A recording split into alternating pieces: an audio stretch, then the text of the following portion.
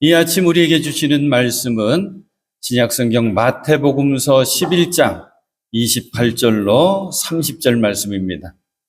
우리 모두가 꼭 붙들고 있는 귀한 은혜의 말씀, 마태복음 11장 28절로 30절 말씀, 우리 함께 봉독하십니다. 수고하며 무거운 짐을 진 사람은 모두 내게로 오너라. 내가 너희를 쉬게 하겠다. 나는 마음이 온유하고 겸손하니 내 멍에를 메고 나한테 배워라. 그리하면 너희는 마음의 쉼을 얻을 것이다. 내 멍에는 편하고 내 짐은 가볍다. 아멘. 참 좋으신 주님의 은혜 그리고 평화가 여러분에게 임하시기를 먼저 빕니다. 오늘 이 예배도 감사로 제물 삼아 드리는, 그래서 우리 하나님께서 기뻐 받으시는 온전한 예배, 주님 예비하신 은혜와 복을 우리가 모두 받아 누릴 수 있는 소중한 예배 될 줄로 믿습니다. 말씀 시작하면서 조금 엉뚱하지만 시조 한 수를 먼저 소개하려고 해요. 정철, 송강정철하고 우리 배웠었죠. 훈민가라고 하는 시조가 있는데 이렇습니다. 다 아시는 시조예요. 이고진 저 늙은이 짐 벗어 나를 줘. 나는 젊었거늘 돌이라도 무거우랴. 늙기도 서러워라거든 짐을 조차 지실까. 어떤 뜻인지 아시겠죠? 이 시조를 잘 이용한 버스 회사가 하나 있었답니다. 그래서 버스 회사 갖고 있는 버스 좌석들마다 이 글을 인쇄해 놓았어요. 나는 젊었으니 서서 간들 어떠하리. 오늘 말씀 제목은 무거운 짐을 진 사람은. 무거운 짐을 진 사람은 누구입니까? 저와 여러분, 우리 모두입니다. 누구나 짐을 지고 인생길을 걸어갑니다. 인생이 짊어지지 않고 가시는 분 한 분도 안 계십니다. 적어도 매포에는 한 분도 안 계셔요. 우리는 때때로 이렇게 푸념하죠. 내 인생의 짐을 나 대신 져줄 사람 어디 없나? 답은 없습니다. 때로 우리 홀가분하다 할 때도 있어요. 인생의 짐인데 좀 해결된 것 같아요. 그러면 아이고 참 홀가분하다. 근데 어김없이 또 다른 짐이 내 등에 올라와 앉습니다. 인생의 짐을 해결할 수 있는 방법은 나만의 방법으로 내가 짊어져야 됩니다. 그래서 이런 말이 있어요. 인생의 짐은 누가 대신 짊어줄 수도 없고 나누어 질 수도 없다. 나 자신이 홀로 져야만 한다. 연세가 드시면, 나이가 들면 등이 굽게 되죠. 그 이유가 이렇답니다.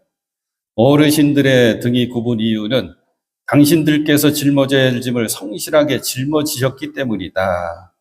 무거운 짐을 일평생 짊어지고 무거워도 내버리지 않고 뚜벅뚜벅 걸어가셨기 때문에 그 등이 굽은 것이다. 그런데 오늘 우리는 이 말씀을 듣습니다. 수고하며 무거운 짐을 진 사람은 모두 내게로 오너라. 내가 너희를 쉬게 하겠다. 생각하면 할수록 기가 막힌 은혜의 말씀입니다. 나 홀로 나만의 방법으로 무거운 짐을 짊어지고 수고하면서 살아야 되는 줄 알았는데 우리를 불러주시는 거예요. 모두 내게로 오너라. 수고하고 무거운 짐진 자들아 다 내게로 와라. 오늘 말씀을 통해서 우리는 두 가지를 배우려고 합니다. 먼저는 인생 짐을 짊어지고 수고하며 살아가는 우리들을 불러주시는 주님의 부르심의 은혜, 또 한 가지는 어떻게 주님께서 내 인생의 짐을 해결해 주실다고 말씀해 주실까, 그 해결 방법을 배우려고 합니다. 먼저 부르심의 은혜입니다. 내게로 와라. 수고하며 무거운 짐을 진 우리를 이렇게 불러주십니다. 내게로 와라. 왜 인생은 누구나 수고하면서 짐을 지고 살아가야만 할까요? 성경에서 배워보면 그 답은 이렇습니다. 창세기 천지창조 이야기로부터 시작됩니다. 하나님은 우리 사람을 포함해서 모든 피조물들을 창조하시면서 그때마다 보시기에 좋았더라 하시면서 안식과 복을 약속해 주십니다. 첫사람 아담을 지으시고 그 짝 이브를 지으시고 하와를 지으시고 보시기에 참 좋았더라 하시면서 해주시는 말씀이 창세기 1장 18절인데 이때는 보시기에 좋았더라에다가 한자가 더 붙는다 그랬죠. 보시기에 참 좋았더라 그러시거든요. 그래서 이어지는 말씀이 1장 28절입니다. 하나님이 그들에게 복을 베푸셨다. 성경에 복이라고 하는 단어가 이때 처음 나옵니다. 그런데 신락원 아담과 하와가 하나님 그것만은 하지 말아라 금하신 선악과를 따먹게 되죠. 하나님 벌을 내리십니다. 그때 처음 수고라고 하는 마음이 성경에 등장합니다. 창세기 3장까지로 넘어가요. 3장에 보면 하와 여자에게 먼저 내가 고통으로 자식을 낳을 것이다. 고통이 수고입니다. 네가 수고하고 고통 속에 자식을 낳을 것이다. 아담 남자에게 3장 17절 너는 죽는 날까지 수고하여야만 땅에서 나는 것을 먹을 수 있을 것이다. 이렇게 첫사람 아담과 하와 때부터 지금까지 내내 모든 사람들은 인생의 짐을 지고 수고하면서 살게 되어졌습니다. 그래서 수고는 성경에서 보면 하나님과의 약속을 깨뜨렸을 때 갖게 되는 것, 하나님의 명령을 지키지 않았을 때 갖게 되는 것이 수고입니다. 그런데 문제는 나로서는 이 인생의 짐을 해결할 수가 없습니다. 이 수고에서 벗어날 수도 없습니다. 그래서 이런 말이 있더라고요. 좀 멋있긴 하지만 동의가 안 돼요. 어떤 말이 있냐면 해결할 수 없다면 기꺼이 짐을 짊어지세요. 언젠가 짐을 풀 때 짐의 무게만큼 보람과 행복을 얻게 됩니다. 제가 이 수고하고 무거운 짐진 자들아 한 주 동안 고민하면서 여러 책들을 보고 여러 글들을 찾아봤을 거잖아요. 그 가운데 인생의 짐하고 쳤더니 이렇게 써놨더라고요. 처음 읽을 때 멋있었어요. 인생의 짐 해결할 수 없다면 기꺼이 짐을 짊어지세요. 언젠가 짐을 풀 때 짐의 무게만큼 보람과 행복을 얻게 됩니다. 재밌는 예를 하나 들어요. 어떤 탐험가가 정글을 탐험합니다. 큰 강을 만났는데 물살이 유독히 셉니다. 물살이 센 강을 만나서 어쩔 줄 모르는데 발 하나만 디디면 물살에 휩쓸려 버릴 것 같아요. 길을 안내하던 원주민이 주변을 이렇게 둘러보더니 큰 돌 하나를 가져다가 어렵게 들어서 자기 품에 딱 앉습니다. 그리고 강을 건넙니다. 그래야지 금리에 휩쓸리지 않을 테니까요. 그래서 이 글쓴이가 마지막에 이래요. 때로는 무거운 짐이 나를 살립니다. 그래요. 멋있긴 해요. 근데 이거는 하나만 생각하고 더 생각하지 못한 거예요. 이거는 인생의 짐 얘기가 아니라 인생을 살아갈 때 때로 우리가 얻게 되는 지혜의 이야기거든요. 지혜. 자, 강을 건너는데 물살이 세요. 돌을 들어다가 내 품에 품고 안전하게 잘 건넜어요. 지혜롭게 잘 건넜어요. 하지만 강을 건너자마자 그 돌은 던져버려야 되죠. 끝까지 그 돌을 품고 가지는 않잖아요. 그래요. 인생의 짐과 수고는 벗어 던질 수가 없습니다. 해결할 수가 없어요. 목사님이 좀 해결해 주시면 안 돼요? 저도 무거워요. 저도 수고하면서 살아야 되는데 제가 할 수 있는 건 뭐냐면 저도 인생의 짐을 지고 갑니다. 우리 같이 힘내세요. 그러면서 이 말씀 그냥 붙들고 기도하는 수밖에 없어요. 설해목 얘기해 드리려고 해요. 설해목. 설해목이라고 하는 단어 들어보시고 아시는지 모르겠어요. 제가 어린 시절 쭉 살았던 강원도 영동 지역에는 겨울에 폭설이 오거든요. 눈이 안 오다가 한두 번 큰 눈이 내립니다. 그 폭설이 내릴 때 숲으로 들어가면 여기저기 사방에서 어느 때부터 우지끈 소리가 나기 시작하는 거예요. 폭설이 내려서 나무에 눈이 쌓이죠? 그 무게가 상당하거든요. 그럼 나뭇가지가 견디다가 눈 한두 송이 그 무게 차이로 부러지기 시작합니다. 가서 보면 아름드리 소나무가 그 중간이 그냥 탁 부러져서 꺾여 있어요. 그래서 영동 지역의 사람들은 눈이 그치고 나서 날이 조금 좋아지면 어른들이 그래요. 우리 설해목 하러 가자 그래요. 이게 뭐냐면 부러진 소나무 걷어다가 뗄감 쓰자 그 소리거든요. 인생도 똑같더라고요. 인생의 짐이 계속 늘어나면 그 무게를 견디다 결국 못하고 무너지고 맙니다. 쌓이고 쌓여서 한계를 넘어가면 그때 문제가 생깁니다. 제가 여기 써놓기는 했고 일부 예배 때 말씀을 드렸는데 스스로 삶을 포기하는 사람들 있잖아요. 이게 쌓이다 견디다 결국 부러지고 무너진 거거든요. 이런 인생들에게 주님께서 찾아오십니다. 그리고 먼저 말씀해 주십니다. 수고하고 무거운 짐진 자들아 다 내게로 와라. 내가 너희를 쉬게 하리라. 이 말씀은 수고하고 무거운 짐에 눌려 사는 우리를 일으켜 주시는 버팀목이 됐고 주님의 은혜 아래로 자꾸 이끌어주는 동아줄 같은 말씀입니다. 부르심의 은혜입니다. 이제 이 말씀을 조금 더 구체적으로 생각해 봅니다. 먼저 수고하며 무거운 짐을 진 사람. 과연 수고하고 무거운 짐을 진 사람이 어떤 뜻일까? 수고하는 사람, 이 뜻은 한 번 낙담하고 지친 것이 아닙니다. 지금까지 계속해서, 그래서 반복적으로 또다시 계속해서 지치고 낙담 중에 있는 사람을 수고하는 사람. 짐을 진 사람은 어떤 뜻이냐면 내가 찾아서 진 짐이 아니에요. 뭔가에 의해서 누군가에 의해서 무거운 짐이 지워진 사람입니다. 반복해서 또다시 지속적으로 낙담하고 지치게 만드는 뭔가가 무겁게 나에게 지워진 이 짐, 그걸 뭘까요? 성경에서는 원죄라고 부르거든요.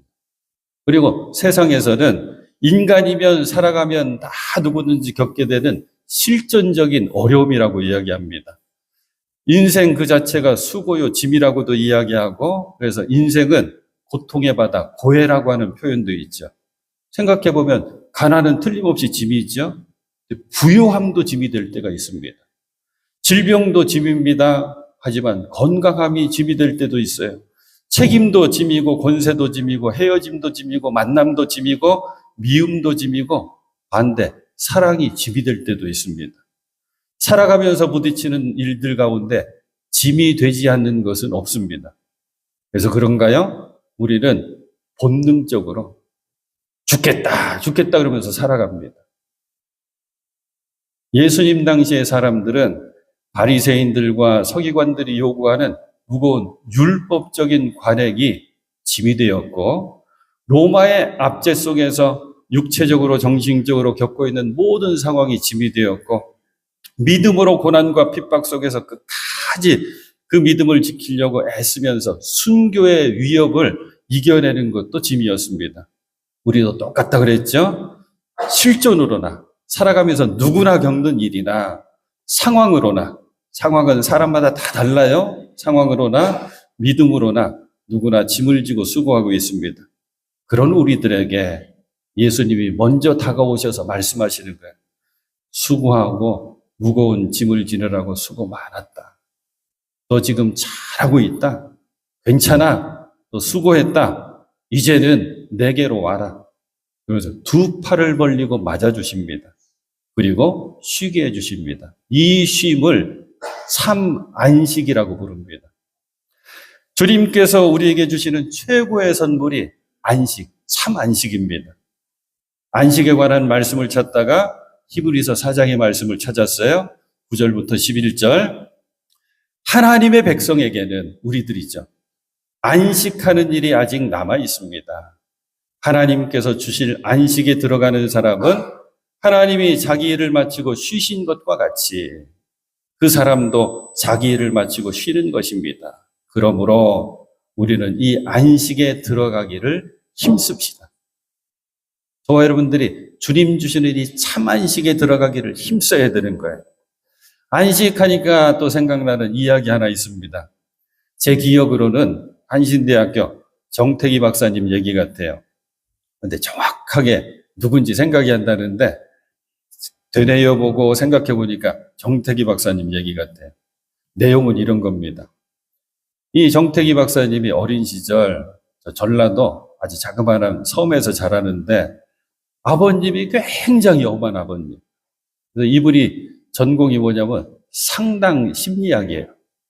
그래서 내적 치유라고 하는 것 한국에 도입하신 분인데 이거 전공하는데 너무 힘들어요. 마음에 어린 시절 큰 상처, 트라우마가 남아 있어서 이 아버님 때문에 가정도 힘들었습니다. 돈은 벌어다 주지 않고 딴 데 돈 쓰시고 또 막 권위적이고 폭력적이고 어머니와 함께 신앙생활하는 이 소년 정태기가 이제 중학교에 입학하고 싶은데 입학할 길이 열리지가 않는 거예요. 가정 형편은 도저히 갈 수가 없습니다. 기도하는 거예요. 이 소년이 새벽 기도를 합니다. 겨울 추운 날 새벽 기도를 하는데 이제 이듬해 중학교 가야 돼요. 얼마나 간절했겠어요. 주님, 내 마음 아시지 않습니까? 저 공부하고 싶어요. 중학교 진학하고 싶어요. 막 기도했대요. 추위에 떨면서 기도하다가 어느 순간 온 몸이 따뜻해지더래요. 그래서 기도하면서 목사님이 나 기도하는 걸 아시고 예전에는 왜 교회에서 다 미군들 이런저런 물건들 보내주면 교회에서 다 나눠줬잖아요. 구호품으로. 교회에서 미군 담요를 자주 나눠줬대요.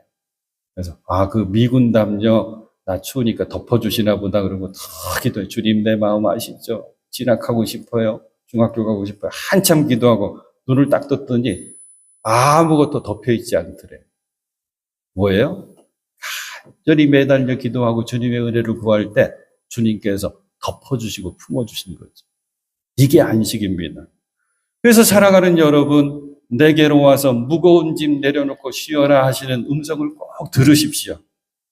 그리고 주님 주시는 참 안식을 경험하시는 여러분 되실 수 있기를 축복합니다.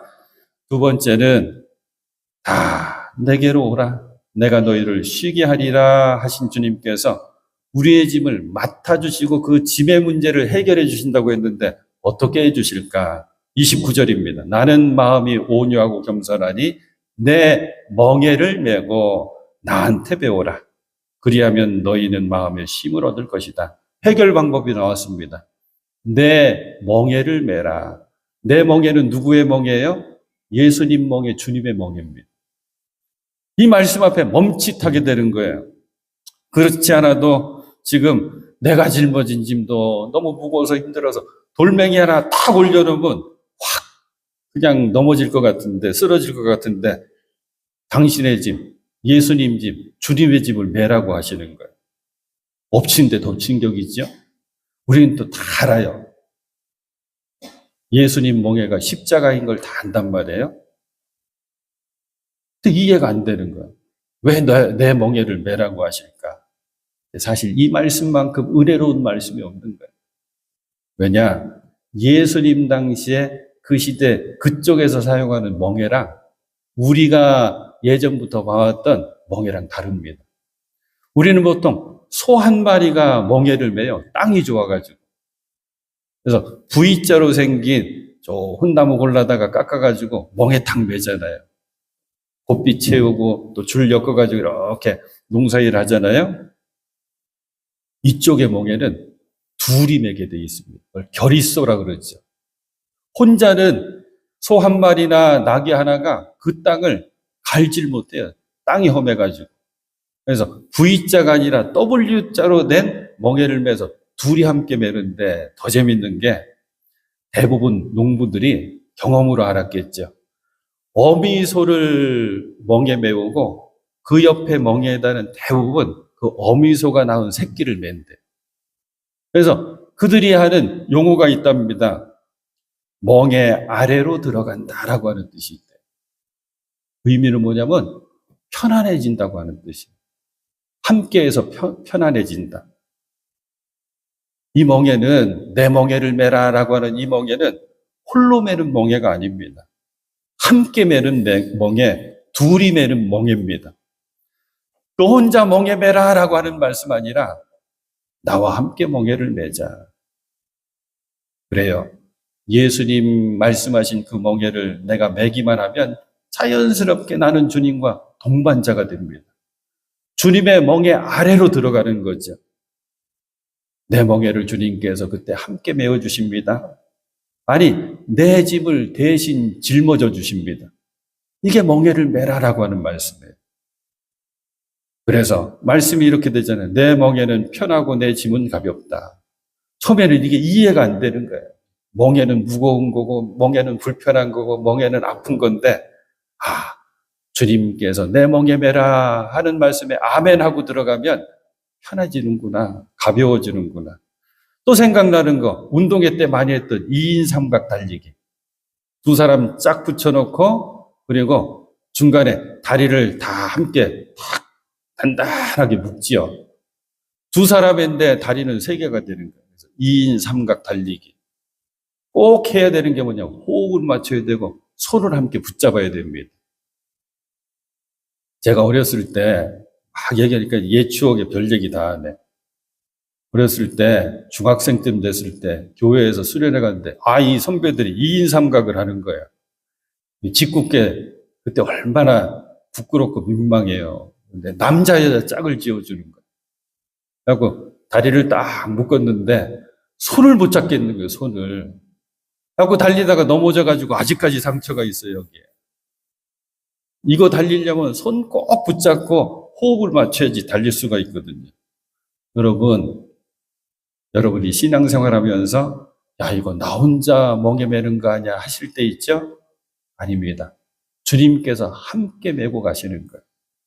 혼자 뛰어가시는 것 같을 때 있죠? 아닙니다. 주님의 발과 나의 발이 꼭 묶여져 있습니다. 더하기 주님께서 손을 꼭 잡아주시기 때문에 내가 갈 수가 있습니다.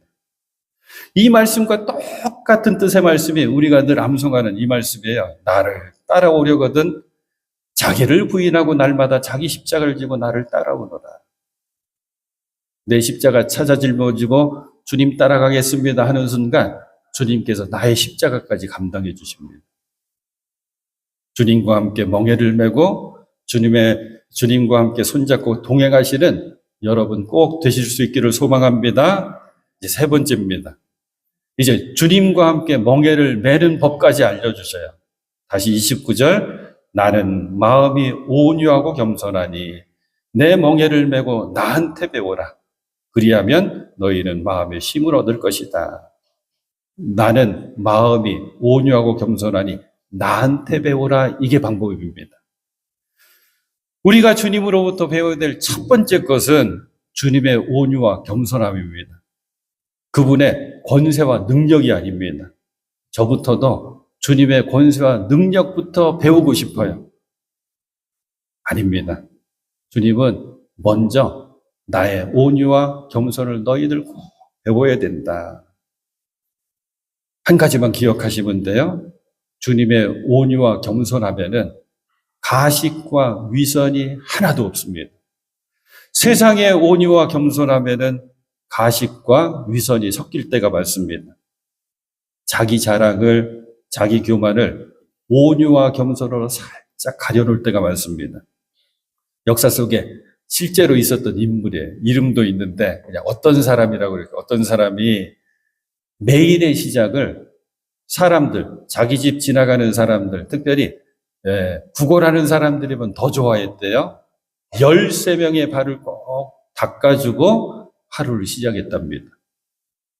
경건한 모습에 겸손한 모습을 가지고 나와서 13명의 사람의 발을 씻어주고 하루를 매일 시작하니까 사람들이 칭찬합니다. 참 겸손한 사람이다. 근데 왜 13명인 줄 아세요?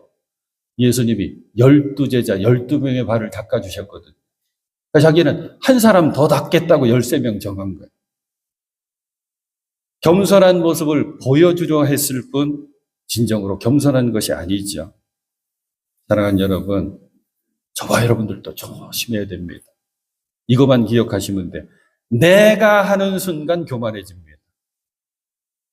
내가 하지. 나 말고 누가 해? 내가 하면 되지. 저와 여러분들은 내가가 아니라 주님이라고 이야기해야 됩니다. 주님이라고 고백해야 되고 그 믿음으로 살아야 됩니다. 주님께서 그래서 나한테 배워라. 내 마음은 온유하고 겸손하다. 시작은 온유와 겸손으로 내게 와라 부르시는 주님의 음성을 듣고 주님의 멍에 아래로 들어가시는 여러분 되실 수 있기를 축복합니다. 말씀 이제 마치려고 해요. 오늘 우리가 잘 품고 있는, 그리고 늘 힘을 얻고 있는 이 말씀 줄이고 줄여봤어요. 그랬더니 뭐가 남느냐? 너 짐지고 살아가고 수고하며 살아가지. 너의 짐 나한테 맡겨라. 내가 맡아줄게. 너 짐 맡겨라. 내가 맡아줄게로 정리가 되더라고요. 생각해 보니까 그래요. 우리 인생과 우리 신앙의 문제는 짐이 아니었습니다. 짐의 무게나 짐의 크기가 문제가 아니라 그 짐을 나 혼자 짊어지려고 하는 게 문제였습니다. 그 짐 때문이 아니라 그 짐을 맡기지 못해서 그게 문제였습니다. 성경에는 그래서 여러 군데 맡겨라라고 하는 말씀이 나와요. 시편 37편 5절 말씀, 너희 길을 여호와께 맡기라. 저를 의지하면 저가 이루겠다. 베드로전서 5장 7절 말씀, 너희 염려를, 우리 세번역 성경 너희 근심을 다 주께 맡겨라. 하나님께 맡겨라. 여기 맡겨 버려라 이렇게 되죠. 주께 맡겨 버려라. 이는 저가 너를 권고하시리라. 권고하심이 뭐냐면 돌보고 계신다는 거예요. 하나님께서 너를 늘 돌보고 계신다. 믿는 사람과 믿지 않는 사람의 차이가 뭘까요?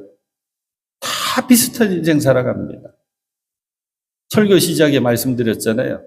인생의 짐도 다 비슷합니다. 중요한 것은 인생을 살다가 무거운 짐을 질 때 그것을 맡길 곳이 있느냐 없느냐가 그 차이입니다. 오늘 본문의 말씀이 그대로 찬송가의 가사가 되거든요.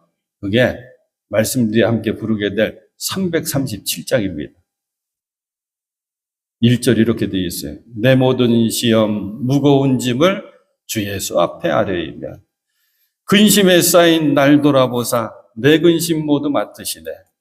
무거운 짐을 나 홀로 지고 견디다 못해 쓰러질 때 불쌍히 여겨 구원해 주리 은혜해 주니 오직 예수.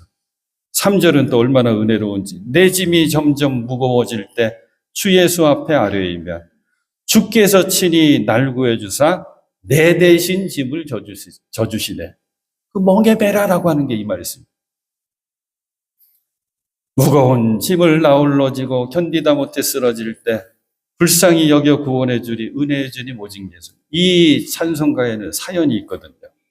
이 찬송가 작사하시고 작곡하신 분이 호프만 목사님이에요. 1800년대 중반부터 1900년대 아주 초반까지 그렇게 활동하신 목사님이신데, 미국 목사님이신데, 맡으신 교구가 가난한 사람들이 많이 있었던 빈민가였대요. 그 목사님은 가난한 집을 이렇게 순회하시면서 복음을 전하셨는데, 어느 집에 갔더니 성도 한 분이 그냥 울면서 하소연하는 거예요. 큰 어려움을 만나가지고, 근심에 쌓여가지고, 이렇게 하소연합니다. 목사님, 저 어떻게 해야 됩니까?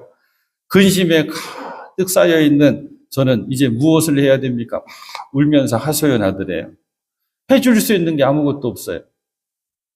얘기 다 들어주고 오늘 말씀 의지해서 기도해 주셨겠죠. 주님께서 위로하여 주시옵소서. 주님께서 힘을 더하여 주시옵소서. 이렇게 위로의 기도를 한참 한 뒤에 성도님이 이 고백을 했다는 거예요. 목사님, 그래요. 이 무거운 짐을 이제 나 홀로 질 것이 아니라 예수님께 이제는 맡겨야 되겠어요. 이 경험 때문에 이 찬송가가 나온 거예요. 사랑하는 여러분, 오늘 주신 말씀은 나에게 주신 말씀이라고 꼭 붙들고 읽고 마음에 새겨야 됩니다. 자, 마지막 오늘 말씀을 다시 한번 천천히 같이 읽을 거거든요. 일부에 또 읽었는데 읽으면서 딱 생각이 하나 났어요. 수고하며 무거운 짐진 사람은 여기에 여러분 이름을 살짝 넣으세요. 조그맣게. 저 같으면 수고하고 무거운 짐진 이명신은 모두 내게로 오라. 이렇게. 자, 함께 읽고 기도하도록 하겠습니다. 함께 봉독하십니다. 수고하며 무거운 짐진 내게로 오너라. 내가 너희를 쉬게 하겠다. 나는 마음이 온유하고 겸손하니 내 멍에를 메고 나한테 배워라. 그리하면 너희는 마음에 쉼을 얻을 것이다. 내 멍에는 편하고 내 짐은 가볍다. 아멘.